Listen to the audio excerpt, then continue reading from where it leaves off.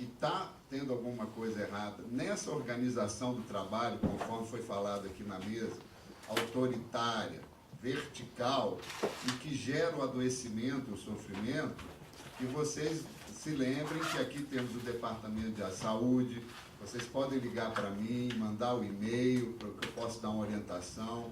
A gente faz alguns atendimentos, aí, se for o caso, por telefone, nós convidamos as pessoas para vir aqui do interior. Nós também vamos no interior quando a demanda é muito grave.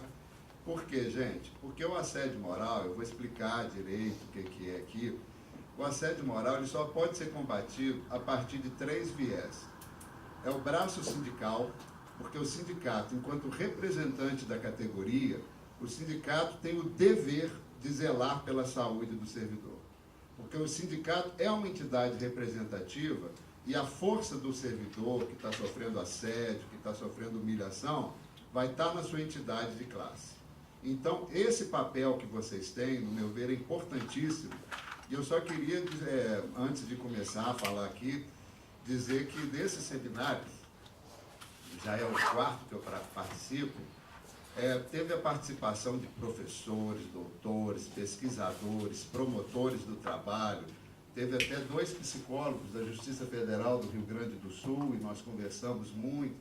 Nós fizemos uma dinâmica lá muito interessante com o professor Roberto Eluani, que é um dos maiores especialistas, que é uma roda de conversa, sabe, onde nós, há 2 anos atrás, né, no final do projeto Pé da Estrada, nós fazíamos encontros regionais, e alguns encontros a gente fazia essa roda, porque a roda tem uma função terapêutica, que a pessoa, ao contar o seu problema, ela vê que o problema dela está acontecendo no outro, que o sofrimento não é culpa dela. Aquele sofrimento foi causado por uma organização do trabalho perversa, onde impera o autoritarismo, onde impera o desrespeito ao servidor.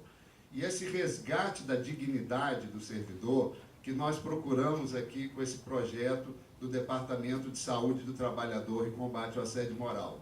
E o nosso foco principal, gente, é a prevenção. Porque quando nós falamos de assédio moral, quando nós produzimos cartilhas, quando nós, por exemplo, no dia 2 de maio, né, que é o Dia Nacional de Assédio Moral, da outra vez, no ano passado, nós fizemos faixas com o nome do Citraeng, combatendo o assédio moral, contra o assédio moral, distribuímos jornais. Por quê? Porque esse método de prevenção, ele cria um mecanismo invisível de proteção aos trabalhadores e esses assediadores, sejam chefes, sejam juízes, eles percebem que o sindicato está de olho. E o assediador é covarde. O assediador, como foi falado aqui, é como estuprador, ele vai agir pela covardia, pela força. E quando a gente trabalha com a prevenção, nós estamos querendo simplesmente um ambiente saudável no trabalho, e o assédio é moral, porque vai afetar a sua dignidade, a sua honra, os seus valores mais íntimos, que nós na psicologia chamamos de subjetividade. Então, combate ao assédio moral é o bom combate que nós precisamos de todos vocês, de todos nós aqui do Citraeng. Mas eu fiz um textinho, que eu vou até publicar depois para mandar para publicar, mas antes assim, como nós estamos aqui também num processo de formação, é meu objetivo aqui também deixar bem claro certos conceitos, mas muitas vezes a pessoa pode falar, mas isso é assédio ou não? Então eu vou dar uma dica para todos os diretores de base. Se vocês estão percebendo que a pessoa está em sofrimento, se ela começa a falar e começa a chorar, se ela está realmente assim, contando uma história que você vê que essa pessoa está sofrendo, então já tem algo errado. Porque o assédio moral, a característica dele é a violência invisível. O que é a violência invisível? É aquela violência que não deixa marcas visíveis, mas é uma violência que vai entrando na mente, que vai entrando na emoção, isso que gera o sofrimento e posteriormente o adoecimento. É só para vocês saberem, eu estou aqui com alguns dados do índice de absenteísmo dos 3 tribunais federais aqui de Minas, e esse absenteísmo é marcado a partir do momento que a pessoa dá um atestado com mais de 3 dias. Então, nós temos o adoecimento. O absenteísmo, ele vai medir simplesmente o adoecimento. O que é isso? É quando o cara não aguenta mais. Aí ele vai no médico, vai no psiquiatra e pega uma licença. mas muitas vezes as pessoas estão trabalhando num processo que a gente chama de sofrimento. E o sofrimento, ele não tem como medir a partir de dados estatísticos, né? Porque sofrimento é uma coisa muito subjetiva. Então, a luta contra o assédio moral é realmente assim, não é que é difícil, mas nós temos que entender que se tem sofrimento, está tendo algum problema na organização do trabalho. Por quê? Nós temos sempre que entender que o assédio moral é muito mais do que um conflito interpessoal. Eu vou dar um exemplo. Nós, seres humanos, nós somos seres do conflito. Nós estamos sempre brigando com a gente mesmo. Eu vou dar um exemplo. Você sai de casa, você fala, vou pôr essa camisa, vou pôr essa outra, coisa simples. Na hora do almoço, você fala, eu vou almoçar aqui, eu vou almoçar ali. Então, nós já temos esse mini conflito entre a gente. Por exemplo, hoje, né, de manhã, quando está aqueles dias chovendo, 6 horas da manhã, você fica assim, acho que eu vou ficar mais um pouquinho na cama, né? Mas aí tem uma vozinha desse, não, você tem que levantar, você tem que trabalhar, você tem que bater ponto. E nós temos, então, esse conflito, que é o que a gente chama de conflito intrapsíquico, que está dentro da mente da gente. Por outro lado, nós temos o conflito interpessoal. O conflito interpessoal é um conflito entre duas pessoas. E eles querem, muitas vezes, reduzir o assédio moral a um conflito interpessoal. Mas o assédio moral é diferente do conflito interpessoal, porque o assédio moral tem um componente que é a organização de trabalho. É o exercício da pessoa que tem poder que faz com que esse conflito se exacerbe. E nós temos agora, infelizmente, nós estamos recebendo aí algumas denúncias tratando de um novo tipo de assédio que até então não estava nas estatísticas, que é o assédio horizontal, é o assédio entre colegas. É o que o Nestor falou aqui. Muitas vezes para disputar uma função comissionada, muitas vezes para pegar um posto de teletrabalho, muitas vezes para ser facilitado. Então nós temos que realmente combater o assédio moral e estar de olho nesses colegas da gente que estão virando verdadeiros assediadores, né?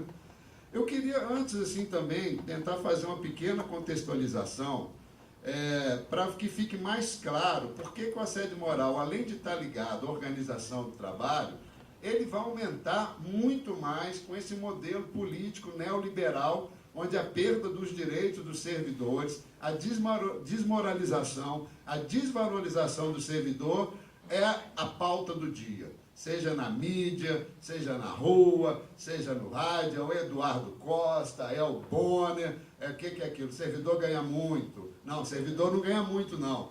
Nós, trabalhadores da iniciativa privada, que ganhamos pouco por causa do achatamento da URV. E vocês estão ganhando pouco porque vocês ficaram anos sem reajuste, que foi o motivo da greve histórica, né, que o Citraeng fez aqui. Então nós temos que estar muito atentos que o assédio moral ele perpassa essas relações. Ele afeta o indivíduo psiquicamente, ele afeta o colega que está ali ou assediando ou se omitindo, né, de perceber aquela violência lá com o colega e não fazer nada, e também ele perpassa a nossa sociedade. Então, para eu falar de assédio moral, eu entendo o que eu vou falar aqui um pouquinho do texto que eu escrevi. Olha, na realidade, nós estamos vivendo uma revolução neoliberal. O capital financeiro se organiza enquanto classe dominante, a mídia vira partido político, influenciando decisões do legislativo, do executivo e do judiciário. E se antes Marx dizia que a burguesia era o comitê gestor do capitalismo, hoje a mídia é o comitê gestor da política e da economia do Brasil, com suas meias verdades que, repetidas 1000 vezes, viram verdades absolutas, dominando a mente da população. O capital financeiro se organiza enquanto classe dominante através dos seus prepostos, banqueiros, políticos, empresários e juízes. E se, por exemplo, se não fizer a reforma da Previdência, o Brasil não vai poder pagar os aposentados. Cria um conflito em quem já está aposentado e quem ainda não está aposentado, e quem quer se aposentar. A reforma prioritária do Congresso, isso eu alertei várias vezes, foi a reforma trabalhista. Olha a tática que eles fizeram. Eles estão, desde que o Temer assumiu, falando de reforma da Previdência, todo mundo pensando na reforma da Previdência, na hora que viu a reforma trabalhista foi aprovada, e aqueles sindicatos que achavam que não iam ser afetados pela reforma trabalhista, O fim do imposto sindical vai representar a falência de dezenas de sindicatos, talvez centenas, que não se estruturaram, porque existem sindicatos que o imposto sindical entrava como um plus, como um adicional. E sindicato igual o Citraeng, que devolve o imposto sindical para quem é sindicalizado, né? Nós temos bons exemplos. E então o que é que nós temos que entender? O serviço público, o sindicato do serviço público, o Citraeng, do qual vocês são membros, o Citraeng vai ser o grande bunker de defesa dos direitos do trabalhador. Porque agora não tem mais jeito não, gente. É lutar ou lutar. Até quem é alienado agora vai ter que entrar na luta, vai ter que engrossar as fileiras, ir para a rua, ir para as redes sociais para defender os direitos. E vocês têm que aproveitar uma coisa que é a mais importante, que as pessoas dos outros da iniciativa privada não têm, que é justamente a estabilidade. E vocês já sabem que já está sendo aprovado um projeto em que a estabilidade vai depender da produtividade. E é justamente essa política de metas e produtividade, que eu vou passar aqui daqui a pouco para vocês, que eu apresentei esse trabalho lá em Santa Catarina, é justamente a partir dessa política de metas e produtividade que nós vamos ver o assédio moral aumentar. Eu posso afirmar isso com certeza, porque na Justiça Federal foi implementado o selo de qualidade. Então, o juiz no interior está doido para fazer o bronze, depois o prata e depois o ouro. Para quê? Para vir para Belo Horizonte, quem está em Belo Horizonte virar desembargador. Mas veja bem, se a equipe conseguiu o bronze, ela já deu o máximo de si. A gente pega as Olimpíadas, é raríssimo alguém bater o próprio recorde, porque os recordes são batidos por outros. E essa obsessão, né, por metas e produtividade, a Fernanda, que está aqui presente, escreveu um artigo excelente no jornal do Citraeng, que eu levei lá alguns volumes, lá o pessoal gostou muito, viu, Fernanda? Então, nós temos que entender esse mundo do trabalho que nós estamos vivendo, de perda de direito, de desconstrução do sindicato, e nós aqui do sindicato, nós temos que estar atentos, porque a saúde vai ser a grande luta política do século XXI. Por incrível que pareça, o sindicato vai ter que lutar para que a gente trabalhe sem adoecer. E a gente está vendo que o adoecimento no serviço público, ele é silencioso, porque na iniciativa privada, o assédio moral, que é uma série de humilhações, de perseguições, de injustiça, ele é feito de forma a que a pessoa peça demissão. E no serviço público, como a pessoa tem estabilidade, ela vai adoecendo, e acontece aquilo. A pessoa que é vítima de assédio, às vezes tem que sair de um setor, porque é a única forma que a instituição arruma. Ou seja, é como se o estuprado, né, pegando esse exemplo, fosse culpado, né, de ter sido estuprado, né? E eu quero deixar bem claro aqui para vocês também, que o alvo agora no serviço público, eu tenho feito um trabalho aí com essa questão da política de metas e produtividades. Os bancários, eles têm trabalhos científicos publicados, por isso que o nosso trabalho tem um referencial científico. Todo congresso que eu levo, eu não estou levando o Arthur, eu estou levando o trabalho do Citraeng, que é o Citraeng que me possibilita fazer esse trabalho. E quando o trabalho do Citraeng é aceito num congresso científico, nós estamos dando legitimidade e nós estamos dando cientificidade ao nosso trabalho. E isso é muito importante para a gente saber que, enquanto vocês atuam na luta, o jurídico atua no direito, nós vamos atuar nessa questão que chama saúde do trabalhador. Vamos ouvir o que esse trabalhador tem a dizer, vamos ouvir esse sofrimento, vamos juntos enfrentar esse sofrimento. Porque outra questão do serviço público, nessa disputa, esse individualismo exagerado que acontece, nós perdemos os laços de solidariedade. E somente com solidariedade, com união, com prevenção, com discussão, com conhecimento, que nós vamos poder enfrentar o assédio moral. O serviço público, eu peguei também um livro muito bom, de uma filósofa, Marilane Chauí, que quando ela fala da questão das metas e produtividade na universidade, é o mesmo discurso dos manuais neoliberais. Tem que ser, a universidade tem que modernizar, produzir, agilizar. Ué, não é isso que é o judiciário? O judiciário ele tem que ser modernizado, o judiciário tem que ser produtivo, o judiciário tem que ter celeridade, nós precisamos agilizar o processo. E como é que eles fazem? Eles estipulam, porque veja bem, gente, a grande transformação do mundo do trabalho no judiciário, que eu estou dando aqui os campos onde vão acontecer, já estão acontecendo o assédio moral, A grande questão do assédio moral no judiciário é porque o sistema de metas vai pôr colega contra colega, vara contra vara, secretaria contra secretaria, comarca como comarca.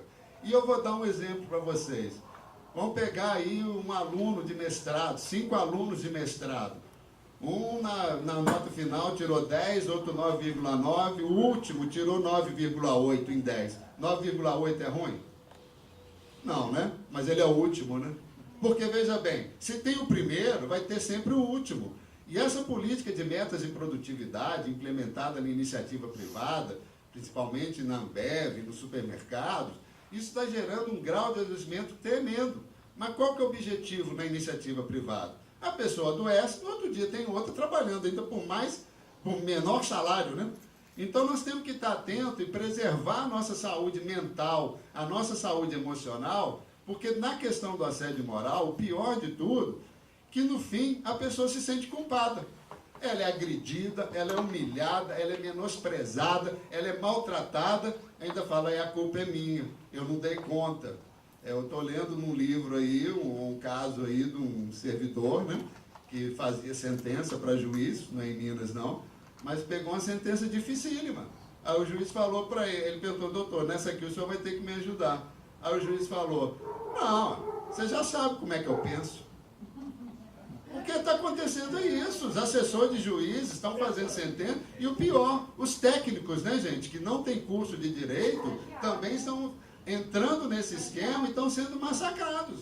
Porque se eu, juiz, não ensino a fazer o que é o certo, como é que eu vou aprender sozinho? Como é que eu vou adivinhar o que você pensa, né?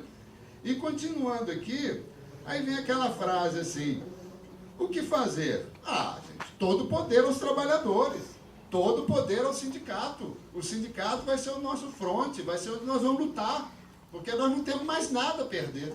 É preferível lutar, independente de vencer ou não, do que ser massacrado, adoecer e estar trabalhando aí à base de remédio até o dia que a pessoa pifa, né?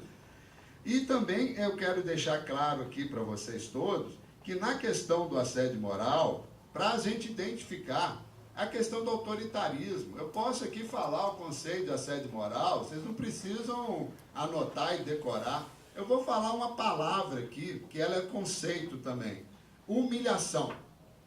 Quem aqui nessa sala não foi humilhado pelo menos uma vez na vida?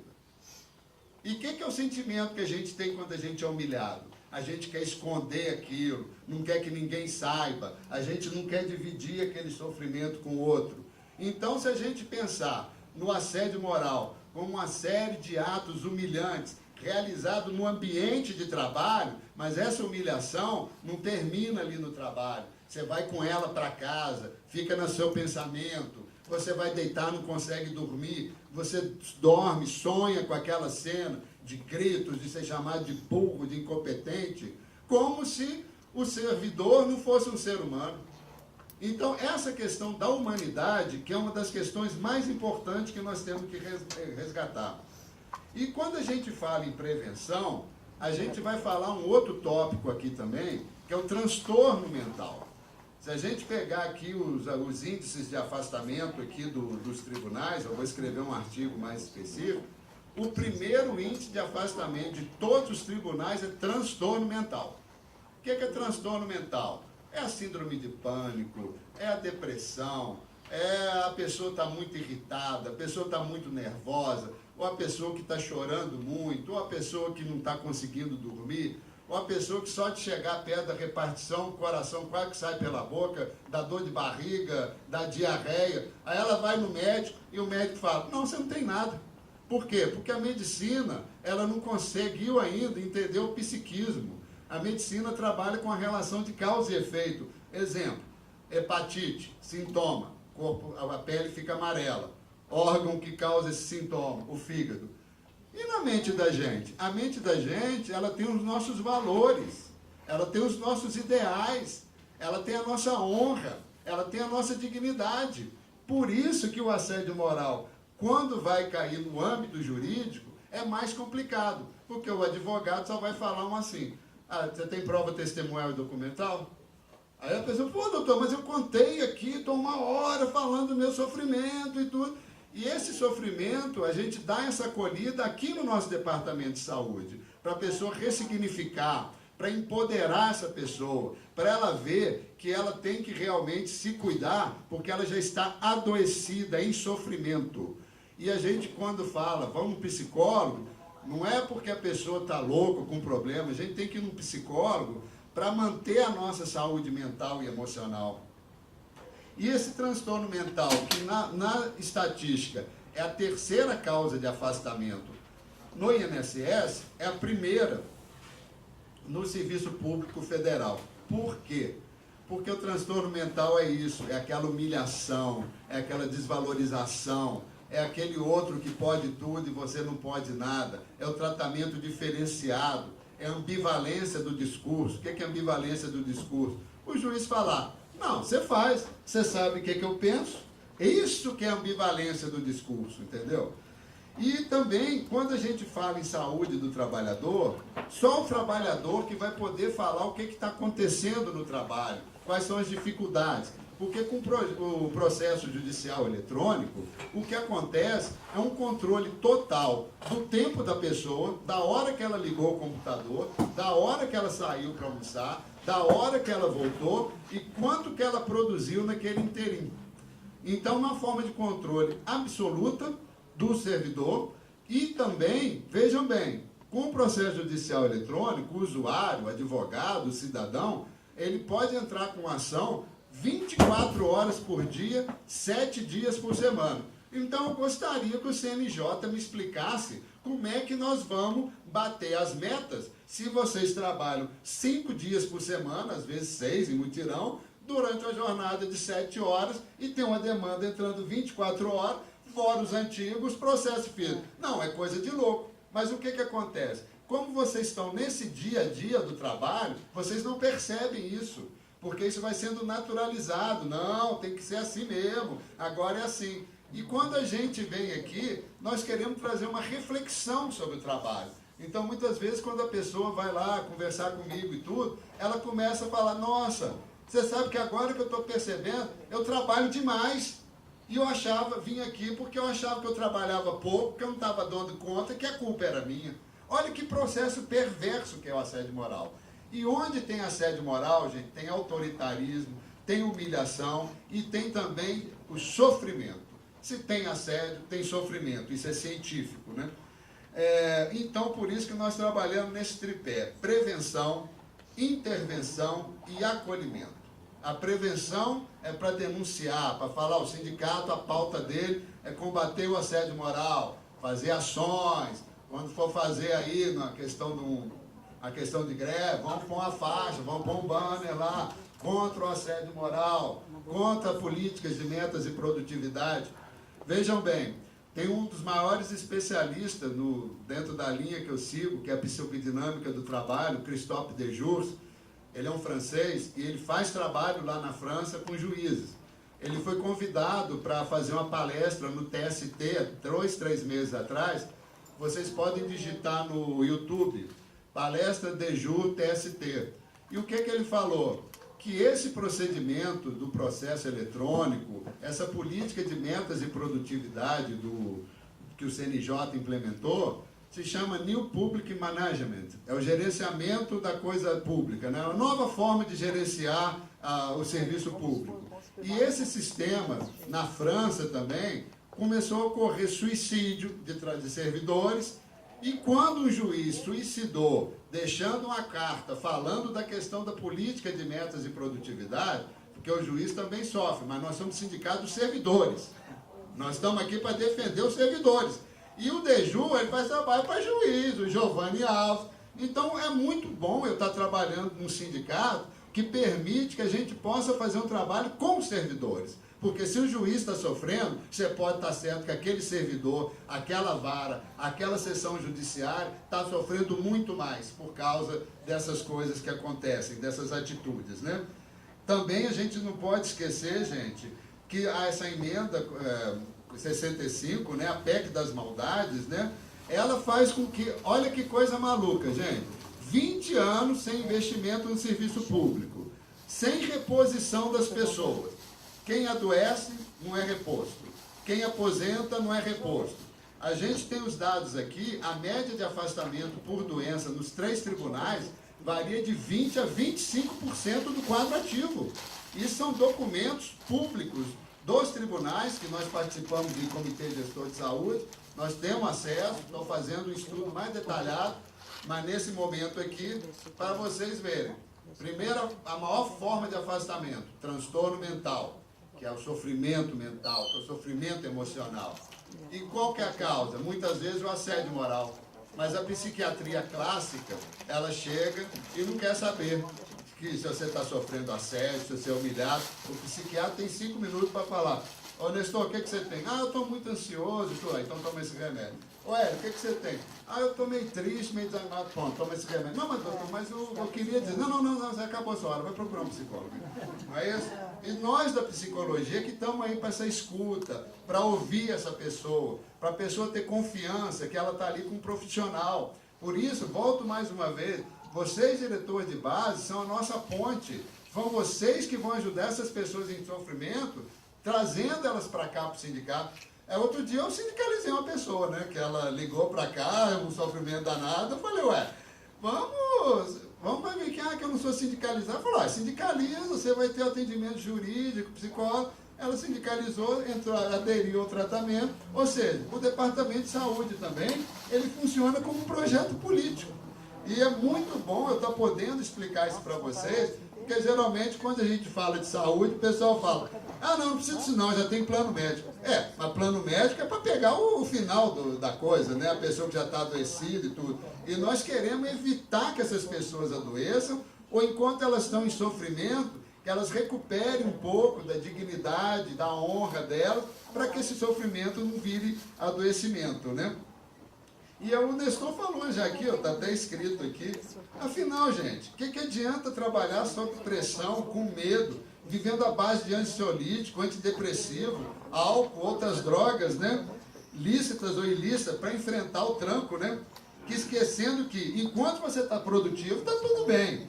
Mas quando o assédio destrói, quando o assédio incapacita, não tem ninguém ali do seu lado para te apoiar. Azar, problema do Nestor. Mas aí o problema depois vai vir para o Hélio, vai vir para a Paula, porque o assédio vai ali. Ele vai minando, vai destruindo. Então, veja bem, não é uma política perversa. Não pode ter contratação, não pode ter investimento. Um sistema que adoece, um sistema que faz com que as pessoas não saibam o que fazer. Nossa, agora aposentou 2 na minha vara, eu vou ter que fazer o trabalho dos 2. Ô, gente, é isso que eu quero que vocês pensem. Isso é óbvio que o objetivo é desconstruir o serviço público, porque isso vai gerar mais adoecimento. Eu aposto que daqui a uns 2, 3 anos, se continuar desse jeito, nós vamos pegar os dados de absenteísmo do tribunal, em vez de ser 25%, vai estar 40% do quadro adoecido. Aí qual que vai ser o argumento? Esse servidor público preguiçoso fica aí arrumando licença falsa, porque depressão é frescura. Um desembargador do TJ falou que depressão, que cura depressão é trabalho. Bom, se eu fosse desembargador, deve ser gostoso mesmo, né? É doutor pra lá, pra cá, deixa eu limpar seu terno, deixa eu limpar seu sapato. E nós, que trabalhamos em 7 horas, e muitas vezes as pessoas altamente comprometidas, igual são os servidores públicos federais, que passam do horário, que muitas vezes até bate o ponto e continua, que levam o trabalho para casa. Essa pessoa é preguiçosa? E essa pessoa que faz isso tudo, o que vai acontecer? Ela vai cair no processo de esgotamento. Outro canto da sereia, o teletrabalho. Não, o teletrabalho está sendo usado assim, você é meu peixe, né? Então, vou te dar um teletrabalho. Nestor fala, beleza, não vou pegar, não estou no carro nunca mais na vida. Mas aí ele vai ter que comprar mesa, vai ter que comprar cadeira, vai ter que comprar computador. O Hélio, até naquela reunião do teletrabalho, ele colocou, mas peraí, e como é que fica o acidente do trabalho? Como é que fica a questão do nexo causal entre uma lerdorte com coisa? Não! Quer dizer, até isso, porque se você trabalha numa casa sem condições ergonômicas, a lerdorte, né, a lesão por esforço repetitivo e as doenças osteomuscular são a segunda causa de afastamento. Mas atualmente, pelo menos aqui em Belo Horizonte, eu vejo os lugares, mas um pouquinho mais adaptados. Mas aí quando a mesa fica boa, eles põem 2 telas lá. e, né, tem que pôr o processo físico aqui. Então, gente, nós temos sim que transformar esse mundo. Eu acredito no sindicato. Eu só desenvolvo trabalho para sindicato.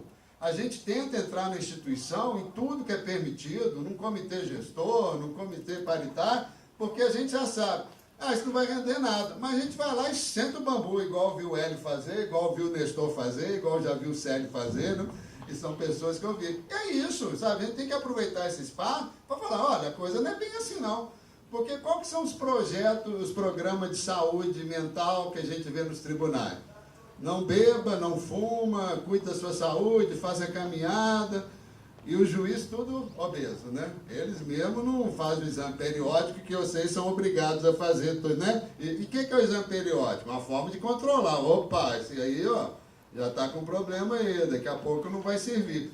Então, vocês vejam quantas contradições eu estou trazendo para vocês entenderem que o assédio moral é muito mais do que um conflito interpessoal. E eu acredito, sim, que agora tem que ser todos por um por todos, e temos, sim, que transformar esse mundo através de um processo histórico, materialista, em que viver na sociedade neoliberal significa lutar contra essa sociedade. Afinal, que mundo que nós vamos querer para os filhos da gente? Qual que vai ser o nosso papel quando você olhar seu filho? Ô pai, o que você fez para mudar essa coisa? Eu não pude fazer nada, né? Porque o sistema é mais forte. E outra questão, nós só vamos vencer o assédio moral com informação, com solidariedade. Tem um negócio na rádio que eu odeio, ema, cada um com seu problema. Nada disso. O problema do colega tem que ser o meu problema. O problema do coletivo tem que ser um problema enfrentado pelo sindicato.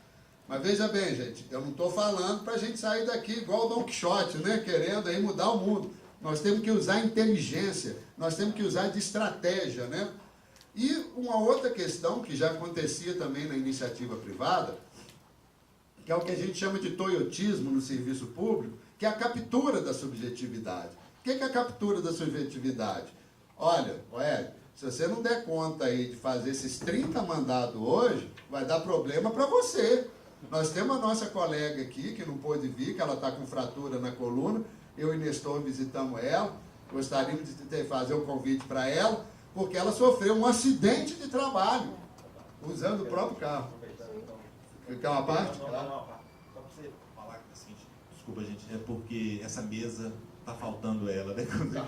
Essa mesa está faltando ela. Elimara sofreu um acidente e não pôde vir. Ela faz parte desse grupo que trabalha com prevenção, né, ao assédio moral, a pasta de saúde. E ela sofreu um acidente exatamente no trabalho, como oficial de justiça, o carro capotou, etc. E ela tem uma lesão na coluna e não pôde vir, mas ela estaria aqui hoje sentada, né? Nós não podemos deixar de lembrar disso. Tá bem, tá ótimo. Fratura na coluna, usando colete, mas o que nós estamos falando? Nós estamos falando, não foi ótimo, nós estamos falando de saúde e segurança no trabalho, foi o que o Hélio colocou aí. Como é que vai ficar o deslocamento ao trabalho? Vamos pôr no teletrabalho. Se eu sair do banheiro e escorregar indo para o escritório, não é um acidente de trabalho?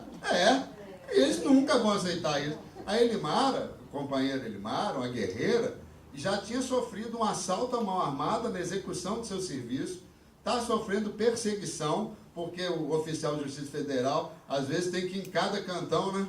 Às vezes, aí você pede polícia, a polícia não pode ir, o chefe fala lá, o juiz, você não vai porque você é mulher, né, Paulo?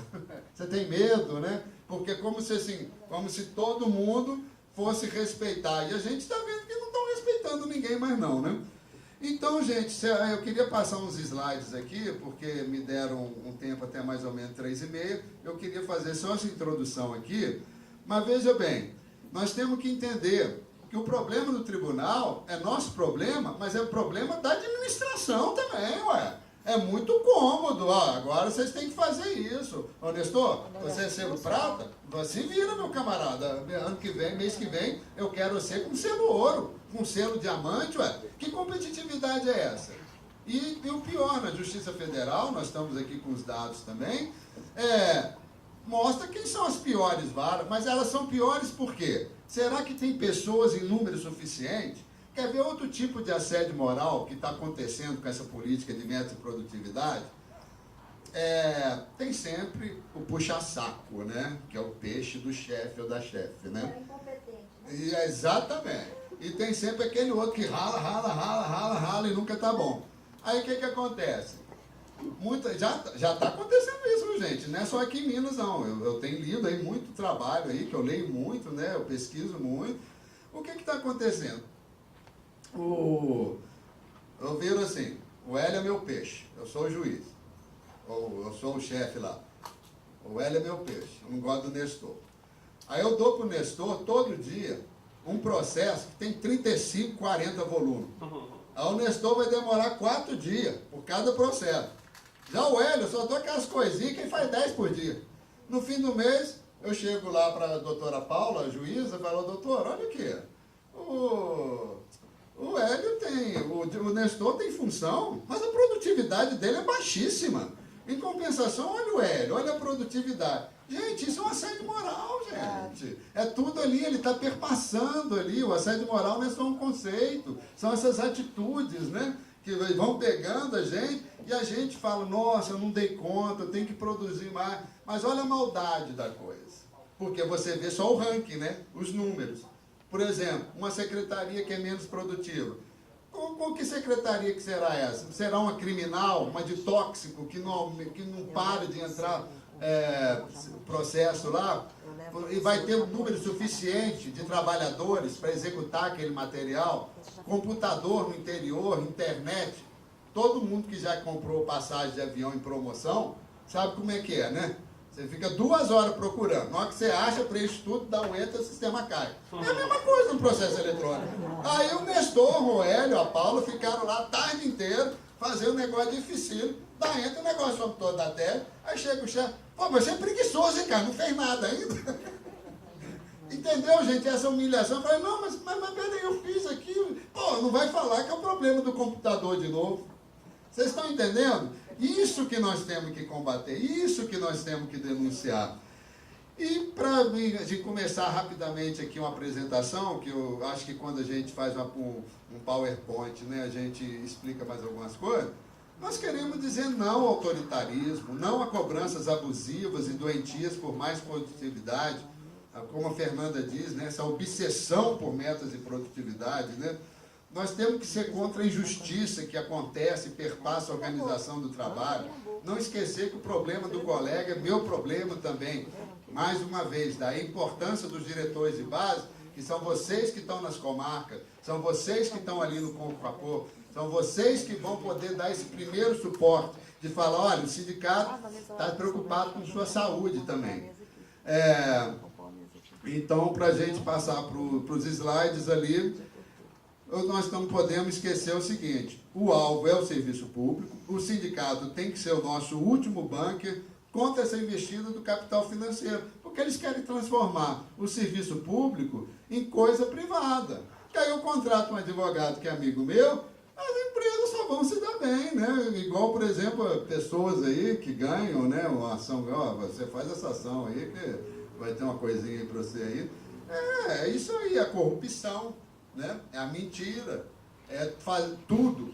Então nós temos, assim, eu vou terminar para começar a apresentação, nós temos sim que fortalecer o sindicato, falar das pessoas, da importância dessa entidade, que o valor que elas pagam é um valor simbólico, é muito mais para que os tribunais percebam, pô, aqui a sindicalização está enorme, porque aquelas pessoas que se dessindicalizam como um movimento de protesto, elas não estão desconstruindo o sindicato, elas estão desconstruindo a si próprias. Elas estão dando tiro no pé. Se você não concorda com a atitude do sindicato, vem aqui, vem parte para o debate, E se perdeu, respeita quem ganhou, né, Nestor? Porque senão é a síndrome do Aécio Neves, né?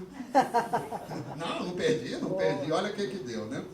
Então, gente, eu só queria fazer esse contexto, talvez de manhã já tenham falado, mas eu quis contextualizar a sociedade, o ambiente de trabalho, as relações de trabalho com assédio moral. Exatamente, com a conjuntura.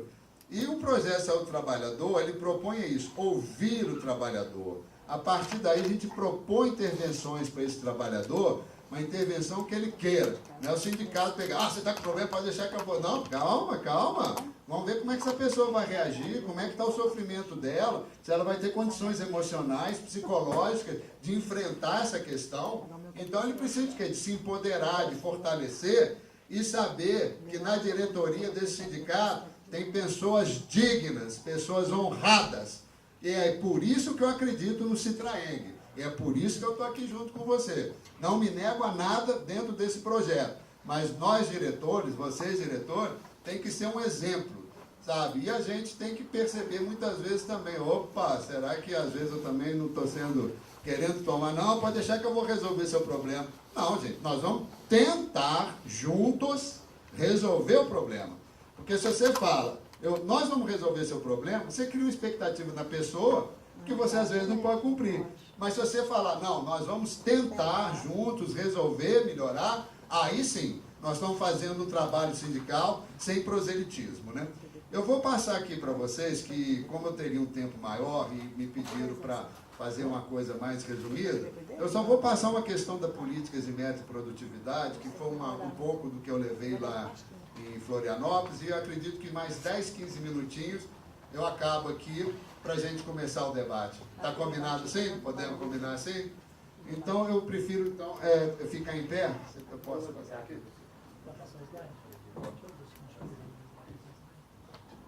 Pessoal, então assim, nós vamos desconstruir a mesa, para o doutor Lobato ficar mais à vontade, e depois a gente passa para a segunda fase, que é a apresentação dos questionamentos, 1 minuto para cada um, para poder fazer as perguntas para ele.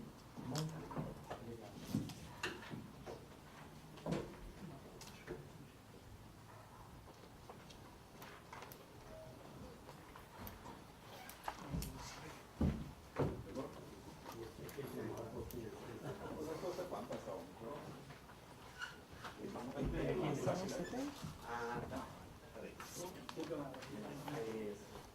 Sempre que eu vou num outro ambiente, né, num ambiente acadêmico, ou num ambiente científico, eu sempre gosto de começar a minha apresentação para explicar o que é o Poder Judiciário, gente. Olha que coisa monstra que é o Poder Judiciário, STF, CNJ, STJ, TSE, TST, Justiça Militar, 27 tribunais de justiça estaduais, né, que são os TJs, né, 5 tribunais regionais federais, 24 tribunais regionais do trabalho, 27 tribunais regionais eleitorais e 3 tribunais de justiça.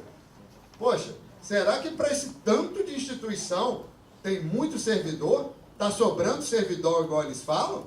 Ou será que está faltando servidor?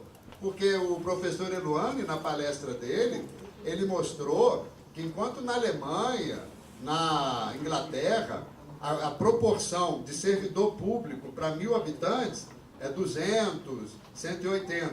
No Brasil são 60 servidores para 1.000 habitantes. Então não tem nada de máquina inchada, né? Quem trabalha aí na questão aí da dívida pública sabe que é uma grande balela, que é uma grande mentira, que o Paulo Paim provou na comissão que ele criou lá. Mas adianta que a Globo, o que fez depois que o Paim mostrou por A mais B que a dívida pública e a questão da Previdência não é deficitária? Aumentar as propagandas na televisão. Percebam como é que a ideologia entra, né? E como é que a gente vai engolindo essa história. Então, às vezes, vocês estão lá no TRT, às vezes vocês não imaginam, nossa senhora, gente, mas é muita coisa. E se a gente pensar que esses tribunais federais e estaduais, eles têm as suas comarcas, os seus fóruns, olha o número de instituição e vai falar que a máquina pública está inchada, com 25% do quadro adoecido, sem reposição. É isso que nós temos que analisar. Porque como vocês trabalham no dia a dia, muitas vezes vocês não têm uma reflexão. Essa reflexão, ela vem de quem está de fora, de quem faz a análise da organização do trabalho, né? E aí foi criado, né, em 2004, pelo senhor Gilmar Mendes, né, que é o maior neoliberal que tem nesse país, né? Acho que ele já se julga o presidente, né? Porque ele vai ali no executivo, vai no legislativo, almoça com o Temer. E qual que foi a missão do CNJ? Realizar o controle da atuação administrativa e financeira do Poder Judiciário, bem como a coordenação do planejamento e gestão estratégica. Isso vocês ouvem muito, né? Gestão estratégica, ah, que nome bonito, né? Agora, o que é gestão estratégica? É aquilo, é o New Public Management, é a nova forma de administrar o serviço público através de números. Eles pegam um procedimento, que é de um processo industrial, igual numa fábrica de automóvel. Ah, não, o setor A está ok, a lanternagem, o setor B.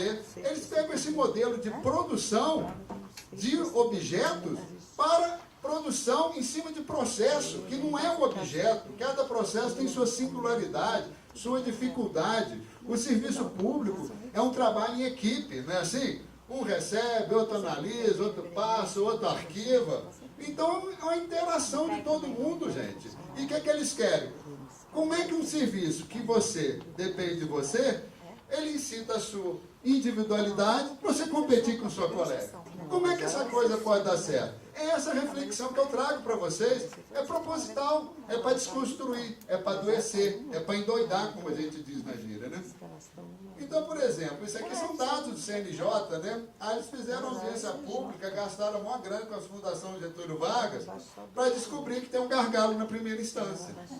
Que entra muito processo, uma fortuna essas pesquisas dele, né? Aí vem essas metas, né? Por exemplo, a meta 1, né, para 2014, que está valendo, né? Que os tribunais julguem em 2014 número maior de processos que a quantidade de ações que ingressaram no período. Peraí, eu vou ter que julgar mais do que entra e também dar conta do estoque acumulado? Ué, mas aí eu tenho que ter 8 braços, 5 cabeças, né? 10 pernas, né? Eu não sei se vocês gostam de filme, tem um filme, o MIB 1, que aí tem um ET trabalhando no correio. Ele é assim, né? Ele tem 8 braços, ele é super produtivo, né?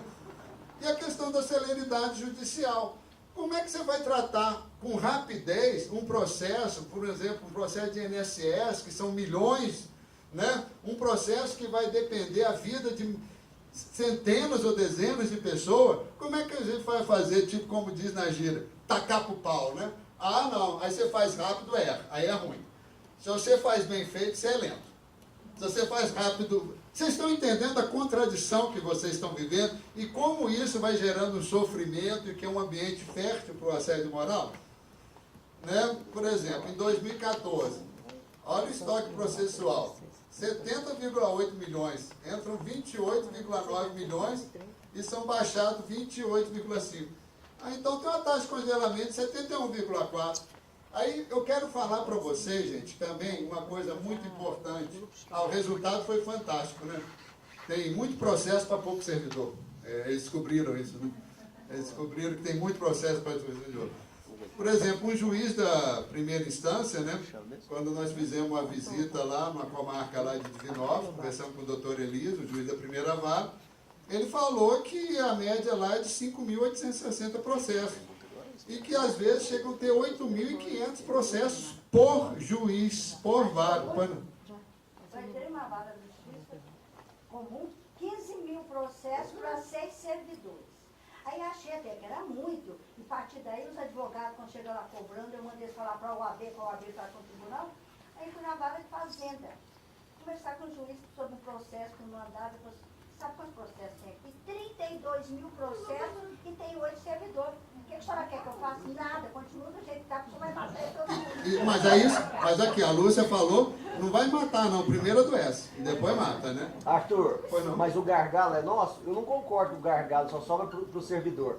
Não, o gargalo é da entrada, é a entrada de processo. O gargalo ele é provocado porque ele é entupido com a rolha de 60 dias de férias por ano, mais recesso, e não tem juiz que trabalha 8 horas líquidas por dia. Se tivesse 8 horas líquidas trabalhadas, não tivesse 60 dias de férias, só o recesso em um mês, e obrigasse a fazer tantas audiências por dia, não era só o servidor que ia levar isso aí não. O juiz também ia dividir essa conta. Não, mas veja bem, quando a gente fala do gargalo, não é do servidor, é o gargalo na justiça como um todo.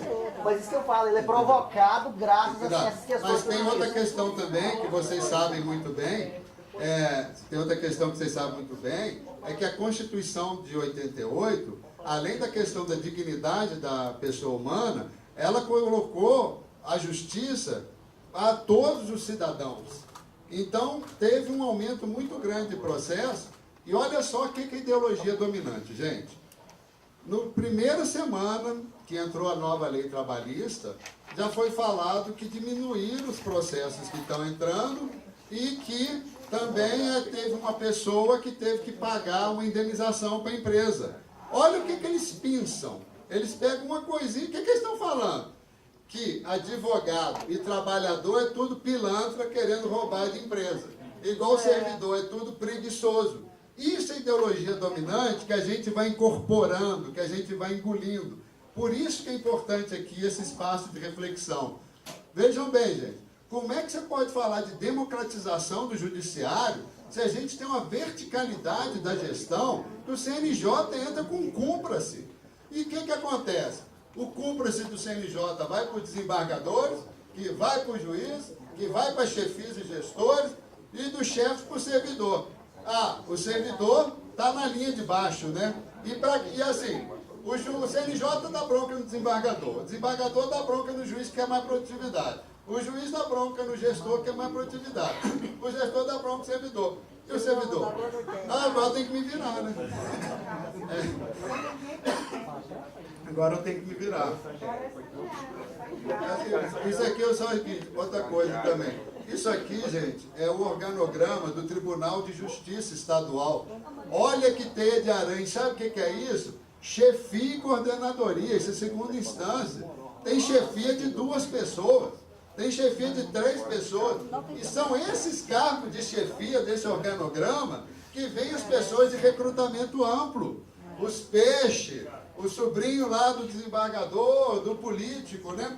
É esse o ambiente que vocês trabalham.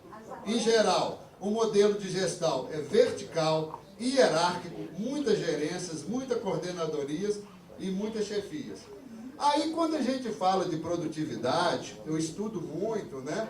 E a gente vê que isso é clássico. Veja bem, questão de produtividade, o Adam Smith, em 1765, quando ele escreveu A Riqueza das Nações, ele falava: o capitalismo necessita de tecnologia para dar mais produtividade. Exemplo, as máquinas de tear que substituíram, né, o trabalho manual. Depois vem a máquina a vapor. Depois vem a eletricidade. Depois vem a energia nuclear. Hoje a nanotecnologia. Então a tecnologia vem. O processo eletrônico, né, que é uma tecnologia que exige produtividade, né? E o método de produtividade? Primeiro, aceleração do ritmo de trabalho. Ô Sandro, vamos lá, meu querido. O quê? Sentado aí, ó. Vamos trabalhar mais. Você pode pôr esses processos aí para você, ó. A tecnologia, como eu falei, né? Agilidade. Mas agilidade sem errar.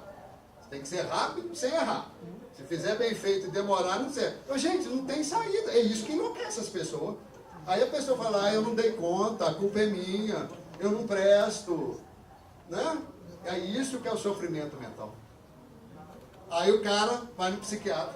Vocês estão entendendo agora o que é o sofrimento mental? Que não é uma coisa assim de doideira, nem nada, não. Outra questão também. Quando você acelera o ritmo do trabalho, perde agilidade, você vai ter que usar o quê? No caso dos processos físicos, a força física. Vai pegar processo, pôr em prateleira, separar, ir para lá e para cá. E no processo eletrônico, a sua capacidade psíquica.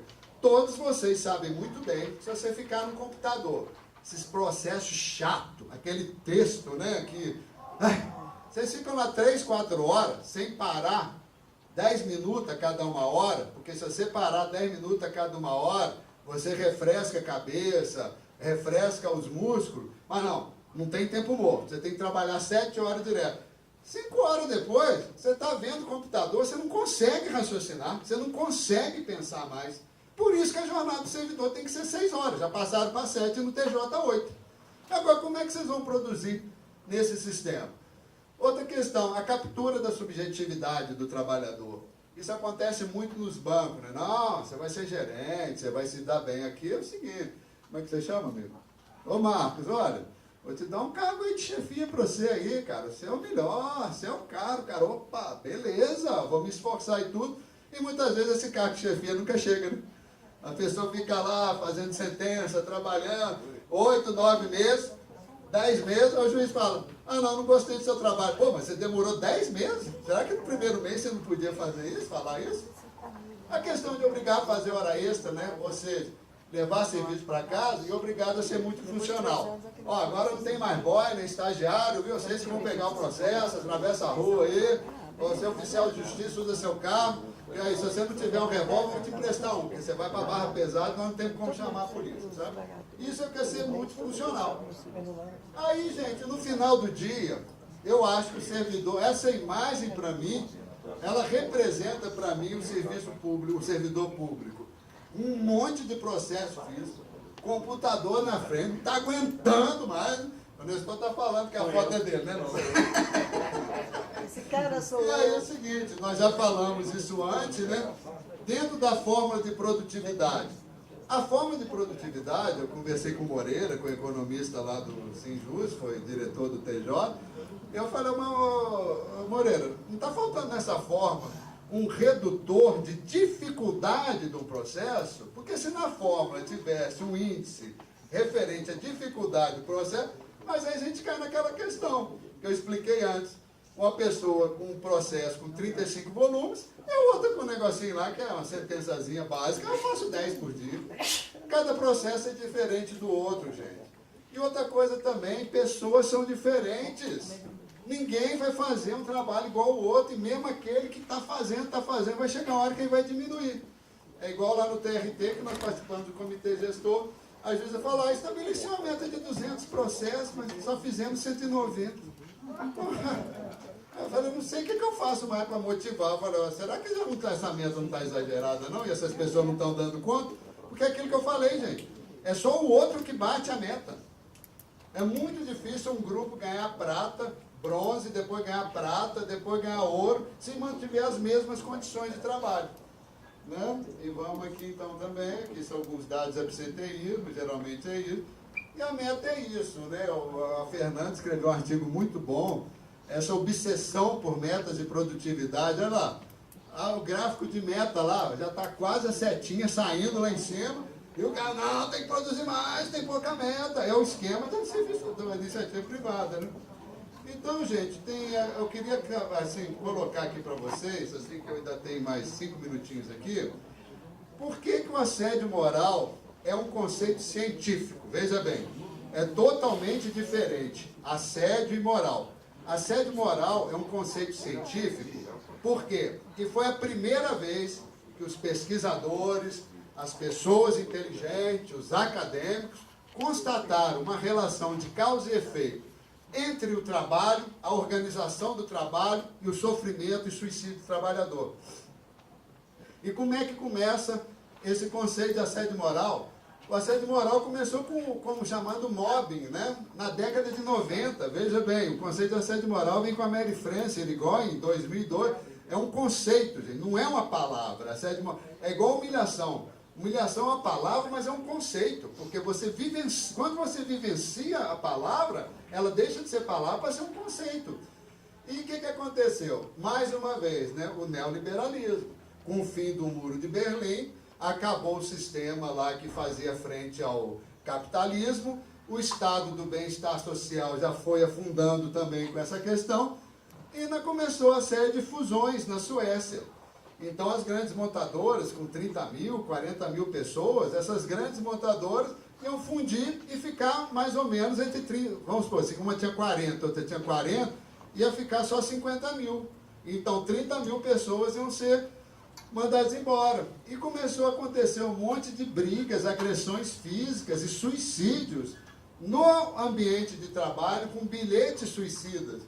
E o Lehman, né, ele constatou o seguinte, que ele chamou isso de mobbing, porque mob é turba, mob com letra maiúscula é máfia, e mobbing, né, que é a ação, seria as formas severas de assédio nas organizações.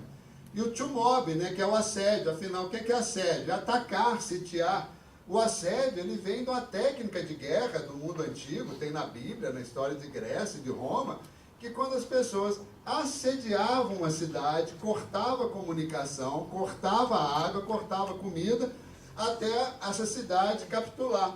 E o assediador não faz isso? Vai te minando, vai te cercando, até a hora que você capitula.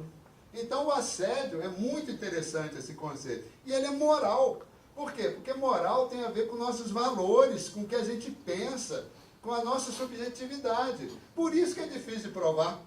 Que eu falo, eu estou sofrendo. Ué, mas está sofrendo como? Se na perícia o cara quebra o braço, o perito pede a radiografia, o cara leva a radiografia, o perito duvida se é a radiografia do cara, né? Que tem um objetivo, uma questão objetiva, imagina lá. Então, só para a gente terminar aqui, que né, já são, falta 5 minutinhos, então quando o Lehmann ele fala mobbing, é um conceito, consiste em manobras hostis, frequentes e repetidas no local de trabalho, visando sistematicamente a mesma pessoa, provém do conflito que degenera, é uma forma particularmente grave de estresse psicossocial. Você vê que no mobbing são várias pessoas atacando uma, né? Pode ser colega. E a violência nesses casos, gente, é a violência invisível, né? A violência verbal, é a violência da humilhação, essa violência de não cumprimentar, de te esnobar, de fingir que você não existe. Isso machuca mais do que um soco. Porque o soco você ainda mostra para os outros. E essa humilhação que você leva para casa, fala com a sua mulher, com o seu marido, e eles não entendem e tudo, e acaba você ficando o quê? O chato, né? E para a gente ter uma definição, veja bem, acho que essa definição, com essa definição de assédio moral, acho que depois de tudo que eu falei, acho que nós já julgamos uma luz bem interessante para a gente abrir para a segunda parte, que é o debate, né? Veja bem, o assédio moral no trabalho é definido como qualquer conduta abusiva, gesto, palavra, comportamento, atitude, que atente por sua repetição ou sistematização contra a dignidade ou integridade psicofísica de uma pessoa, ameaçando seu emprego e degradando o clima do trabalho. Então é assédio moral no trabalho, mas esse assédio você leva ele para sua casa, para sua vida pessoal. E a Mary Frances Irigoyen, que é uma psicanalista, psiquiatra francesa, ela começou a perceber que na clínica o sofrimento agora não era mais em cima dos valores da pessoa, o sofrimento não era mais questões familiares ou genéricas, o sofrimento estava vindo desse local que se chama trabalho. E a pesquisa dela, que ela fez a pesquisa com mais de 40 mil trabalhadores na França, fundamentou a primeira lei mundial, a segunda, né, que a primeira foi na Suécia, de combater e coibir o assédio moral, que é outra proposta aqui também, que eu lanço para a diretoria aqui do sindicato, e tem vários projetos de lei de assédio moral. E assédio moral é muito mais que improbidade administrativa, viu, gente? E gente que acha bonito falar que está inovando, que agora tem assédio de baixo para cima, isso aí nós temos que tomar muito cuidado, porque eu estou falando o tempo todo, assédio é uma relação de poder, é de autoritarismo. Vocês já viram algum cara baixinho encarar um cara do triplo do tamanho dele? Não, é o mais forte que agride o mais fraco, porque ele é covarde, não é assim? Isso que é assédio moral. E é contra esse assédio moral, contra esse adoecimento, que nós temos que lutar. Eu estou junto com vocês, diretoria, diretores de base, e vocês podem contar comigo, porque nós vamos lutar contra o assédio moral pela dignidade da pessoa humana sempre. É a contribuição que eu queria trazer para vocês.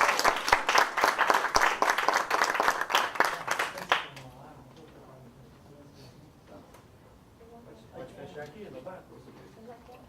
Eu posso anotar. Esse é um assunto que nós vamos passar a tarde aqui. Todo mundo quer. Pessoal,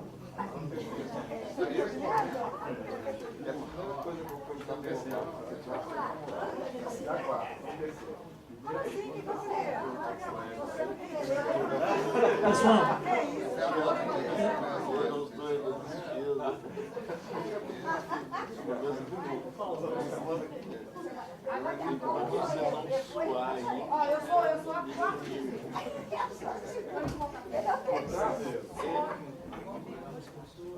Meu errado.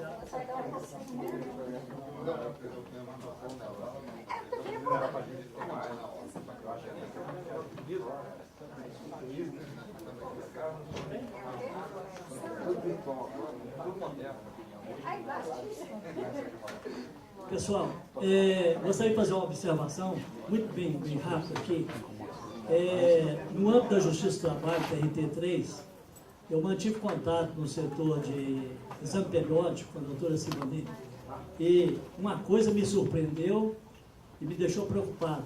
É que ela falou assim: ô Hélio, você conhece bem o campo aí dos oficiais de justiça, do trabalho, o que existe na prática, que a minha estatística para o CNJ e para o tribunal é de 0 incidente com o oficial. 0. Eu não recebo nenhum comunicado de ninguém. Ora, grande parte dos oficiais tem problemas dioturnos com o executado na rua, seja de assédio, seja de xingatório, de palavrão, de ameaça, etc. Eu entendo que a maioria não vai a uma delegacia fazer BO, porque gera processo e depois toma tempo.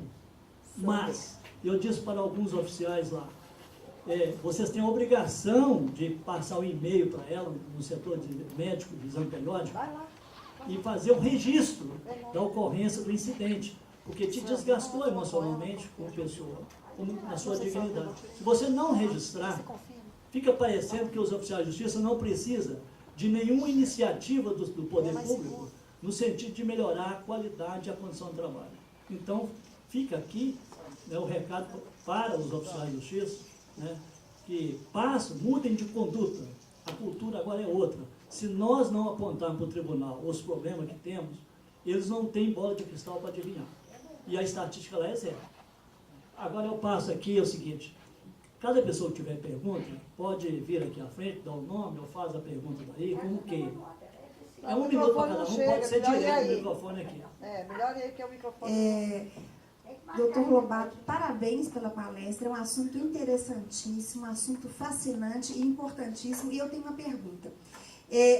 Nós, mulheres, nós convivemos desde que nascemos com o assédio. Eu estou mentindo? Não. Desde que nascemos. Então, o assédio é uma palavra para nós cotidiana. Nós não temos dificuldade de falar sobre isso.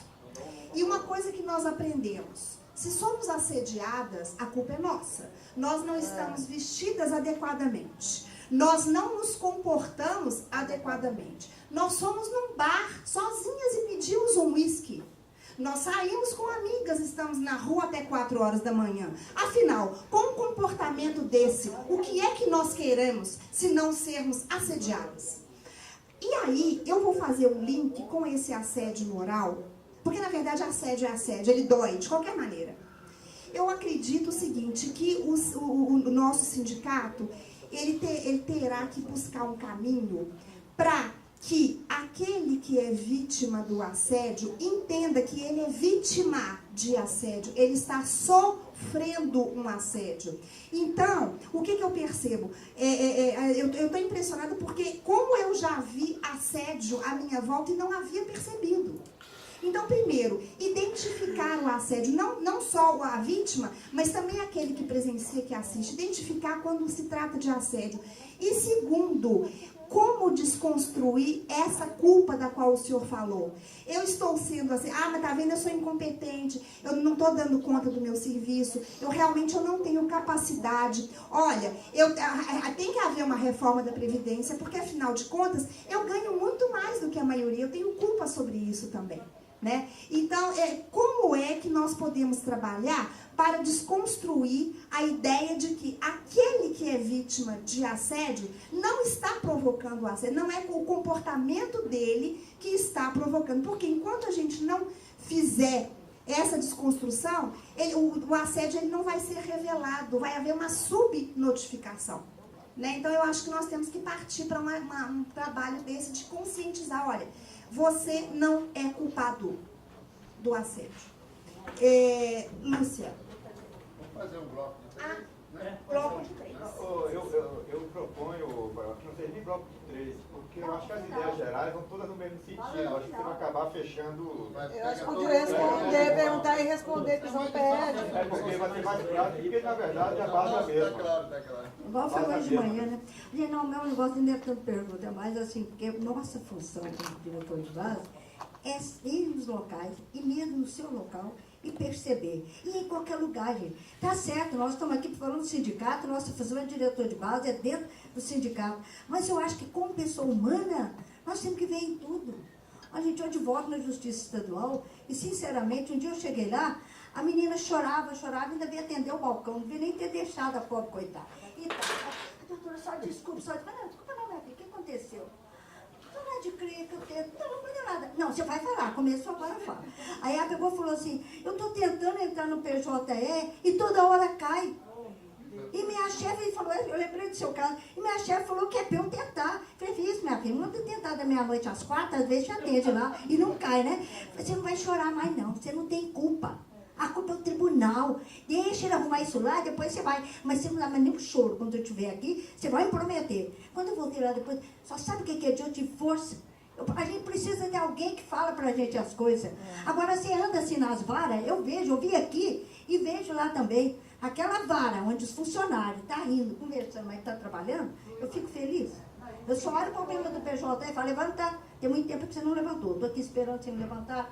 Agora, aquela que está aqui em silêncio, que ninguém nem olha, aí é que eu faço mais hora lá. Gente, vamos lá, o que aconteceu? Alguém morreu aqui, vocês não me falaram nada? O que aconteceu? Não, doutora. Não, gente, ó, eu sei, começa a perguntar. Lógico que a escrivã fica com ódio, quer me pegar, né? Mas aí você levanta aí começa a falar sobre o problema do serviço, tem que estar levantando. Sua vista vai acontecer isso, suas pernas vai acontecer isso, começa a falar, de repente eles largam o serviço para ir em volta de mim. Então o que é? A gente precisa da gente olhar isso aonde vai. E na justiça do trabalho, gente, eu me esqueço do que aquela de presidente, a ex-presidente aí, depois da Teoclésia, fala o nome correndo que a Zana está passando. Ela falou para mim, quando ela estava tirando a função, falando para ela, né, para ir nos locais para ver, que tristeza. Que na primeira época que eu estava aqui no sindicato com o presidente, eu tinha dó da Justiça Federal.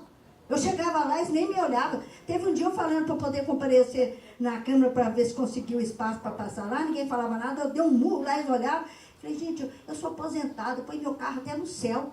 Vocês é que precisam disso aí, vão levantar, vão reagir. Agora, hoje, falei para ela, hoje é a Justiça do Trabalho. Você entra lá, é uma tristeza, é um povo calado. Isso aí é assédio, gente. Se nem é o assédio do chefe, é do próprio tribunal. E essa é a função nossa, de alertar e fazer isso que a Paula falou, dar força para a mulher responder. Dar força, porque se você der força, ela responde. Vai ser mais só um minutinho. Eu lembro quando eu comentei que eu fui para Florianópolis fazer a escola da magistratura, cheguei lá, estava tudo cheio, fiquei num hotel mais longe, assim, retirado. Quando eu entrei no bar e pedi uma cerveja, que eu estava morta de sede, né, e queria comer, o garçom veio, olhou, voltou, saiu de novo, entende? De repente eu falei, o que aconteceu? Ele falou, a senhora não é daqui, né? Eu falei, será que é por causa do meu modo de falar? Por quê? Aqui não é costume mulher sentar no bar sozinha e pedir bebida. Falei, não, eu vou ali na rua chamar um homem para sentar aqui comigo. Agora eu quero falar para você uma coisa. Acostuma me ver aqui, porque eu vou vir cá beber, que eu estou pagando com o meu dinheiro. Não só vai desculpa, eu jamais do zero. Marco.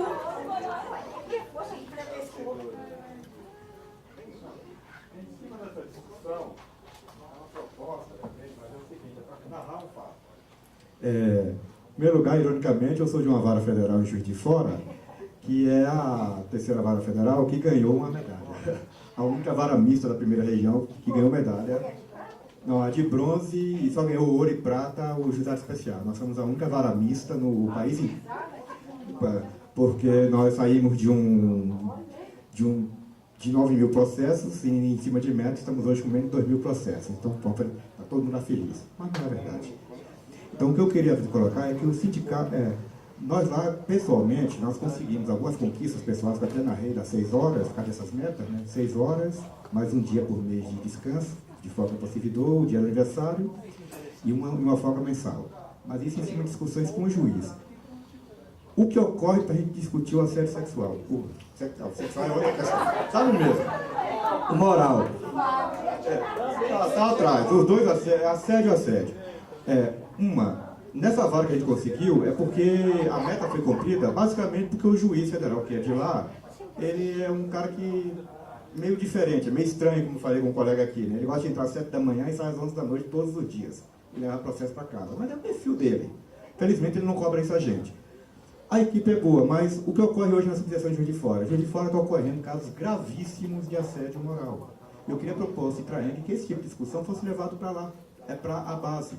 Porque nós estamos lá com um número grande de funcionários afastados, com síndrome de pânico. Nós temos uma colega lá que o médico proibiu, o psiquiatra dela foi proibida de passar na rua da Justiça Federal. Ela não pode passar que ela tem crise, ela não passa porque ela entra em crise, ela está mal. Temos com outra afastada porque bateu de frente com o juiz. Discordou, o juiz mandou ela fazer uma liminar indeferindo um benefício previdenciário, um LOAS, cortar os dois benefícios da mulher, a pensão e a aposentadoria dela, porque houve uma fraude à Previdência, porque no mês que o marido dela morreu, na semana que ele morreu, ela levantou o benefício previdenciário. Então foi fraude, cortou os dois. E ela foi dizer, não, aí já tem jurisprudência do STJ, e a jurisprudência hoje não pode cortar o benefício por princípio da dignidade da pessoa humana. O juiz simplesmente virou ela. Dignidade da pessoa humana é para quem não sabe escrever. Dignidade da pessoa humana, quem usa esse argumento em processo, é quem não sabe escrever. Então, um bate-boca. Como essa colega já era uma colega que sofria problema de assédio há algum tempo, nesse dia ela reagiu de forma um pouco mais...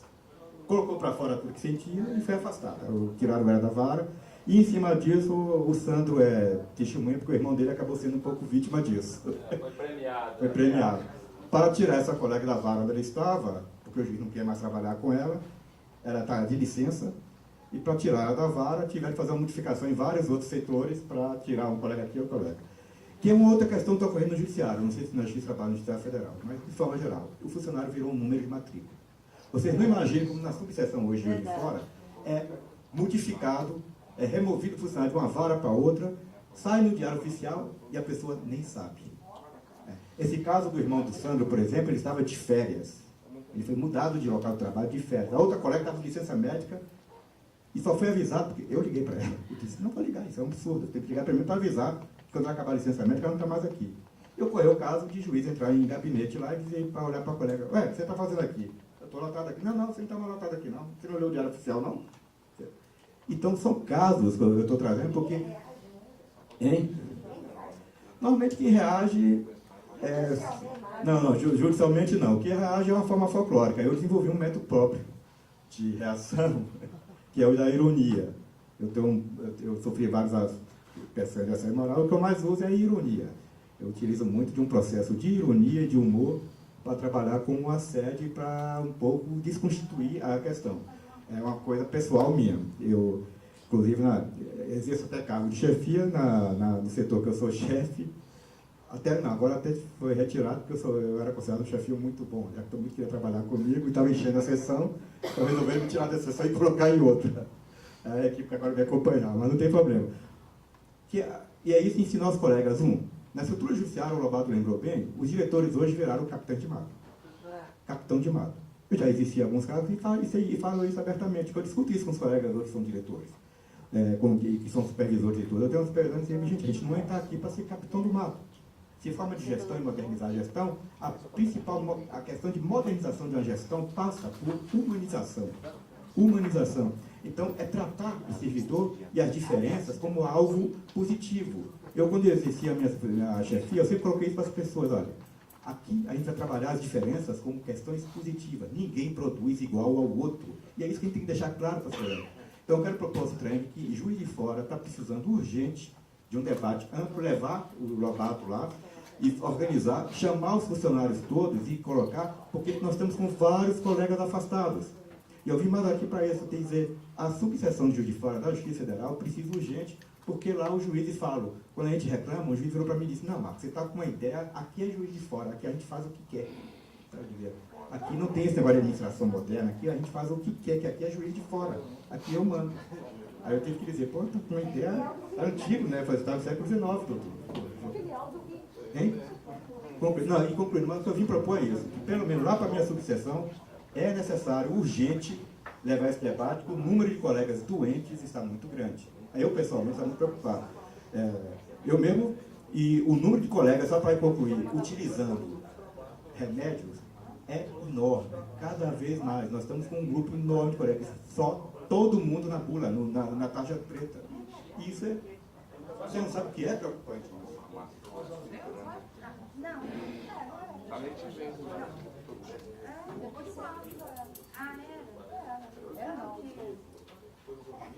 Deixa eu só falar uma coisa rápida.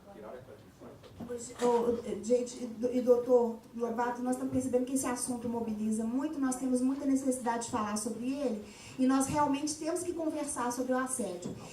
Só que vamos tentar ser, eu não queria em princípio delimitar um tempo para pergunta por perceber que as pessoas precisam falar muito sobre isso. Mas vamos tentar abreviar um pouquinho, sem prejuízo do conteúdo, mas tentar abreviar um pouco porque nós temos ainda toda uma pauta para cumprir. Não vou não.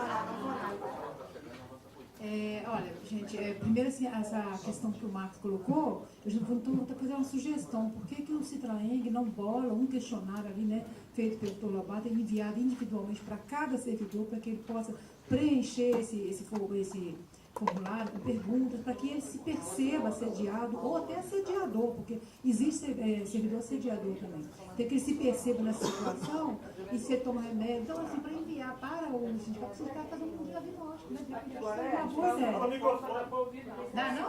Não identificado. Então, então, essa sugestão, não sei se vocês ouviram, de que se Citraeng bolasse um questionário, né, pelo Dr. Lobato, ou quando as pessoas enviassem para cada servidor, para que cada um respondendo aquilo ali anonimamente, enviasse, não sabe nem ter um nome, né, anônimo para o sindicato, e para o Citraeng fazer um diagnóstico do local de trabalho, que eu acho que já está passando da hora disso. Agora, entrando na minha fala, que isso não é meu tempo, não. O que acontece? Eu achei interessante a analogia de assédio com estupro, mas eu me lembrei de um fato que quando eu era mocinha, que era daí, o que acontecia? Muitos garotos às vezes fumavam maconha na rua e a polícia de Minas, que é reconhecidamente violenta, eram garotos menores, ela pegava esses garotos e batia neles, batia muito. E para não deixar marca, ela batia com toalha molhada e batia na região dos rins. Aqueles garotos saíram dali realmente sem marcas visíveis, mas o rins todo retalhado. Então o assédio moral é bem isso, que você vai apanhando, e por dentro você vai ficando destruído. Né? Então eu achei que é uma analogia que eu achei mais pertinente ainda. O segundo ponto que eu quero falar é que o Tribunal PRTMI, ele acabou de instaurar, o Tribunal de Minas acabou de institucionalizar uma ferramenta de assédio, que é o ranking. Eu não sei se vocês já viram, vai haver um ranking de varas, né? Então, as varas em cor verde, em boa situação, as varas em cor amarela, precisam melhorar, e as varas em vermelho. Então, vai haver um ranking, tem lá um modo de calcular a eficiência da vara, que é uma coisa absurda. Então, eu acho que já é uma coisa que o sindicato poderia combater, mostrar, né? Porque, igual ele falou ali, tem os vieses. Essas cores na vara? Não vai haver relatórios que serão publicados, né? Então, assim, é uma coisa chata, uma coisa dura, uma medida dura, que não tem nada a ver com a situação. E o terceiro ponto que eu queria questionar, porque é engraçado que a gente, agora falou, a gente se percebe vítima de assédio ao longo do prazo. E no meu caso é um assédio até que eu não vi ainda em literatura. Por que acontece? Sabe aquela pessoa que é comprometida, que trabalha demais e que faz tudo, mas faz de boa vontade? Aí o chefe começa a tomar ela como parâmetro para a equipe. E começa a usá-la como menor, porque fulano trabalha tantas horas, fulano faz essa atividade, e o que acontece? Ele atinge os dois pontos. Ele atinge o assediado, que fica se compelido a trabalhar mais, a render mais até a exaustão, e o outro pobre coitado aqui, por alguma limitação, porque não tem, não é obrigado a produzir igual. O outro lá que não produz igual, porque ninguém é obrigado a produzir igual, nós somos diferentes, ele também se sente mal. Então, quer dizer, o chefe atinge os dois lados do mesmo jeito. E eu fui vítima disso, porque eu sempre, por ser muito comprometida, o que aconteceu? Eu me acabei, tanto que depois me afastei 1 ano e meio com tratamento de câncer, e quando eu voltei, eu me prometi a mim mesma não deixar renovar esse tipo de assédio, né? Porque eu estava atingindo a mim e estava atingindo o outro. Então eu tinha que fazer mudanças na minha vida, mudanças principalmente de comportamento, de enfrentamento com a minha chefia. Então eu acho que só esse recadinho que eu vou dar. Sander. Não? Não serve não. Boa tarde a todos. Eu sou da Justiça Federal. Quem é de lá já percebeu, né, que quase todos os dias a gente está recebendo um e-mail falando sobre uma pesquisa que está em aberto, né, para verificar o clima organizacional. E também existe essa pesquisa, ela tem alguns tópicos lá para a gente falar sobre relacionamento, né, entre chefia e servidores, para você marcar algumas opções.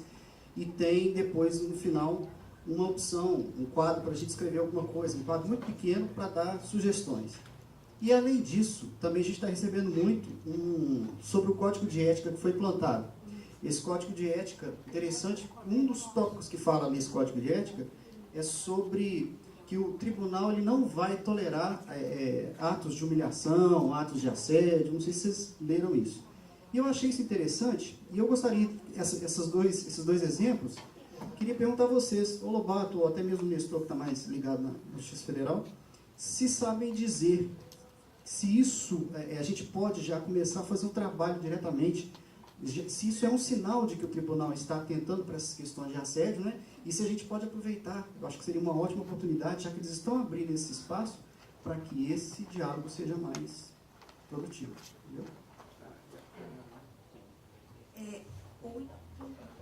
Daniel? Só completar, o negócio da vara, vermelho, sei lá o quê, vai ser colocado na vara. Além de assédio, é humilhante. É como ser de qualidade. Isso já vem na